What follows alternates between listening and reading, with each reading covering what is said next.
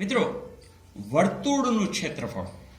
તમને ખ્યાલ છે કે વર્તુળ દોરવા માટે તમે એક કેન્દ્ર નક્કી કરો છો અને પરિકરથી તમે અમુક ત્રિજ્યા, એટલે કે તમે આમ પરિકર રાખી અને ત્રિજ્યા નક્કી કરો છો અને કેન્દ્ર આગળ અણી રાખી અને તમે આ વર્તુળ દોરો છો.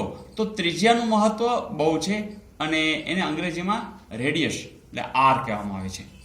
મિત્રો, વર્તુળના ક્ષેત્રફળ વિશે હું થોડી એક વાત કરવા માંગુ છું કે અહીં આરનું મહત્વ હું થોડું વધુ આપવા માંગુ છું.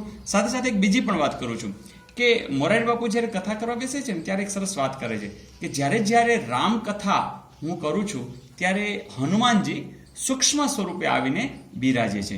તો બહુ સાચી વાત છે. અત્યારે હું પણ તમને એક વાત કરવા માંગુ છું કે જ્યાં જ્યાં તમને વર્તુળ આકાર દેખાય એ વર્તુળ આકાર હોય ત્યારે એક નહીં બે વસ્તુની હાજરી હશે. એક વસ્તુ હશે પાઈ અને બીજી હશે આર. તો એ સ્થૂળ સ્વરૂપે હાજર હશે. ફરીથી જ્યાં જ્યાં વર્તુળાકાર આવશે, ચાહે એ ગોળો હોય, નળાકાર હોય, શંકુ હોય કે વર્તુળ હોય, આ દરેક જગ્યાએ એક પાઈની હાજરી અને એક આરની હાજરી આવતી જ હશે. મિત્રો, મેં અહીં વર્તુળની અંદર ત્રિજ્યાનું મહત્વ ડબલ આંક્યું છે, એટલે હવે હું એમ કહીશ કે પાઈ આર સ્ક્વેર આવું છે એ આપણા આ વર્તુળનું ક્ષેત્રફળ થશે. તો મિત્રો યાદ રાખજો કે વર્તુળનું ક્ષેત્રફળ એટલે કે પાઈ આર સ્ક્વેર. મિત્રો, જો વર્તુળનું ક્ષેત્રફળ પાઈ આર વર્ગ હોય તો હવે આપણે સમજવું છે કે ગોળાની સપાટી. ગોળો એટલે શું? ગોળો એટલે એક ત્રિપરિમાણીય વસ્તુ થઈ. તમને ખબર છે કે પૃથ્વીનો ગોળો, તો એ આખો આકાર ગોળાકાર છે એમ કહેવાય. જ્યારે સમતલની અંદર હોય અને આવું દોરેલ હોય તો એને વર્તુળ કહેવાય.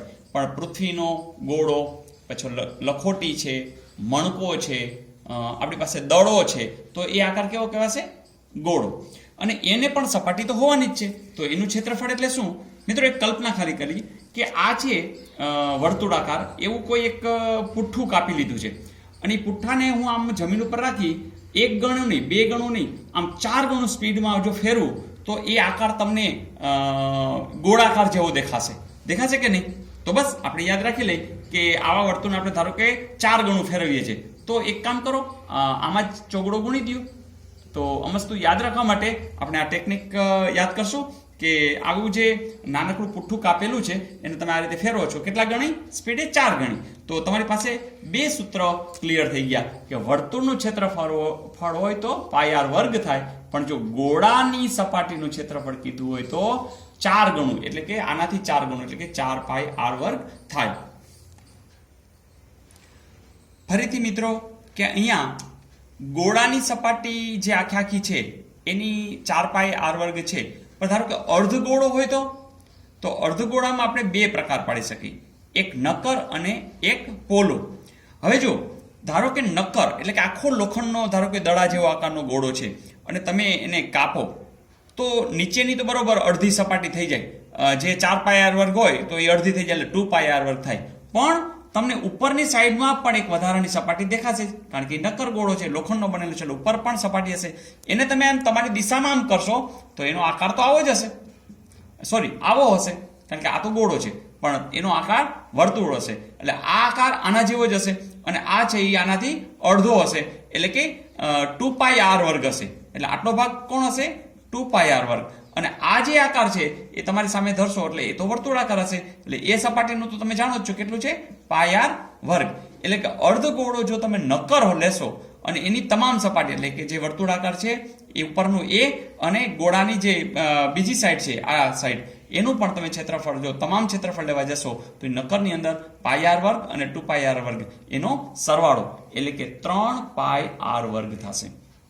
અને મિત્રો, જો પોલો હોય તો અંદર તો હવા હોય તો ખાલી એક જ સપાટી આવી અને આ સપાટી બરોબર આનાથી કેવી હશે? અડધી, કારણ કે આ કેટલી હતી? 4 પાઈ આર વર્ગ. તો માત્ર આ જ સપાટી લેવાની રહી, એટલે કે શું થઈ જશે? 2 પાઈ આર વર્ગ. મિત્રો, ફરીથી તમારી પાસે વર્તુળનું ક્ષેત્રફળ કોઈ કહે તો આવશે પાઈ આર વર્ગ. તમને કોઈ એમ કહે કે અર્ધગોળાની તો 2 પાઈ આર વર્ગ, એ પોલો છે એટલે. અને અર્ધગોળો જો નક્કર હોય તો 3 પાઈ આર વર્ગ, અને જો આખા ગોળાની સપાટીની વાત હોય તો 4 પાય વર્ગ. તો તમે ક્રમમાં યાદ રાખી શકો કે વર્તુળનું ક્ષેત્રફળ એટલે પાય આર વર્ગ, અર્ધગોળો પોલો એટલે એની સપાટીનું ક્ષેત્રફળ 2 પાય આર વર્ગ, અર્ધગોળો જો નક્કર હોય તો 3 પાય આર વર્ગ અને આખા ગોળાની વાત હોય તો 4 પાય આર વર્ગ. યાદ રહી જશે.